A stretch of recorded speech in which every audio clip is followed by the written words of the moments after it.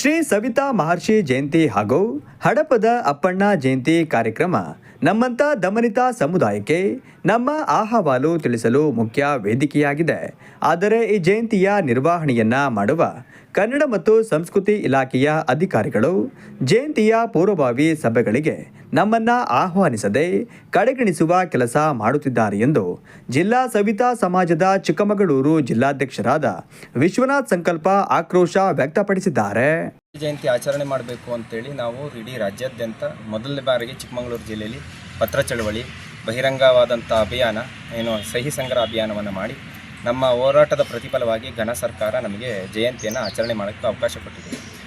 ಸರ್ಕಾರ ಏನು ದೇವರು ಕೊಟ್ಟರು ಪೂಜಾರಿ ಕೊಡೋದಿಲ್ಲ ಅನ್ನೋ ಹಾಗೆ ಅದನ್ನು ನಿರ್ವಹಣೆ ಮಾಡಬತ್ತಿರುವಂಥ ಕನ್ನಡ ಮತ್ತು ಸಂಸ್ಕೃತಿ ಇಲಾಖೆಯ ಅಧಿಕಾರಿಗಳಾದಂಥ ಶ್ರೀ ರಮೇಶ್ ರವರು ನಮ್ಮನ್ನು ಸಭೆಗಳಿಗೆ ಸರಿಯಾಗಿ ಯಾವ ರೀತಿ ಲಿಖಿತವಾಗಿ ನಮಗೆ ಆಹ್ವಾನ ಕೊಡಬೇಕಾಗ್ತದೆ.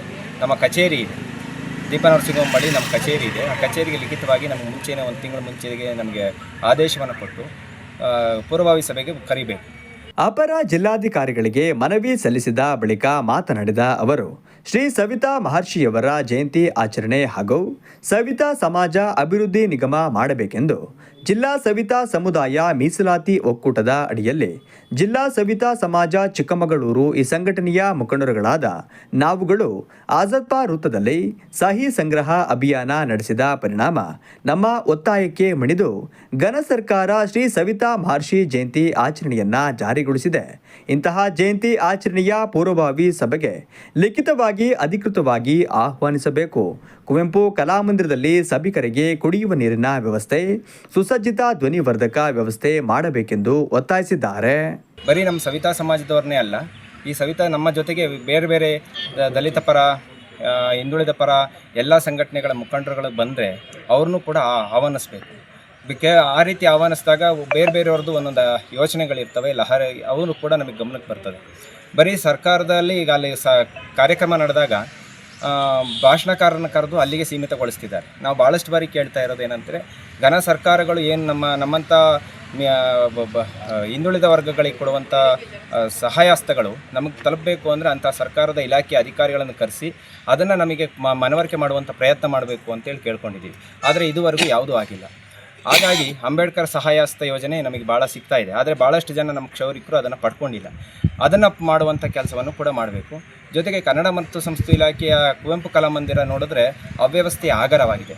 ಕುಡಿಯೋದಕ್ಕೆ ನೀರಿನ ವ್ಯವಸ್ಥೆ ಇಲ್ಲ, ಆಮೇಲೆ ಧ್ವನಿ ನಿರ್ವಹಣೆ ಸರಿ ಇಲ್ಲ, ಚೇರ್ಗಳ ವ್ಯವಸ್ಥೆ ಸರಿ ಇಲ್ಲ.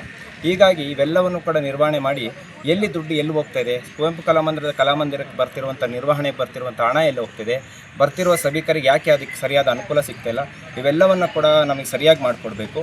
ನಮಗೆ ಸವಿತಾ ಮಹರ್ಷಿ ಜಯಂತಿಗೆ ನಮಗೆ ಅಧಿಕೃತ ಆಹ್ವಾನ ಕರೆದು ನಮ್ಮನ್ನು ನಮ್ಮದು ಕೂಡ ರಿಜಿಸ್ಟರ್ಡು ಮತ್ತು ನೋಂದಣಿಯಾಗಿರುವಂಥ ಸಮಾಜ, ಈ ಸಮಾಜವನ್ನು ಗುರುತಿಸಬೇಕು ಅಂತೇಳಿ ನಮ್ಮ ಅಪಾರ ಜಿಲ್ಲಾಧಿಕಾರಿಗಳಿಗೆ ಮನವಿ ಕೊಟ್ಟಿದ್ದೀವಿ. ಅವರು ಕೂಡ ಸಕಾರಾತ್ಮಕ ಸ್ಪಂದಿಸಿದ್ದಾರೆ. ನಮ್ಮ ಬೇಡಿಕೆಗಳನ್ನು ಈಡೇರಿಸಬೇಕು ಅಂತೇಳಿ ಅಧಿಕಾರಿಗಳೇ ಒತ್ತಾಯ ಮಾಡ್ತೇವೆ. ನಮ್ಮದು ಜಿಲ್ಲಾ ಸವಿತಾ ಸಮಾಜ, ಅದು ನೋಂದಣಿಯಾಗಿದೆ. ನಾವು ಅದು ಸರ್ಕಾರದಿಂದ ಮಾನ್ಯತೆ ಪಡೆದಿದೆ.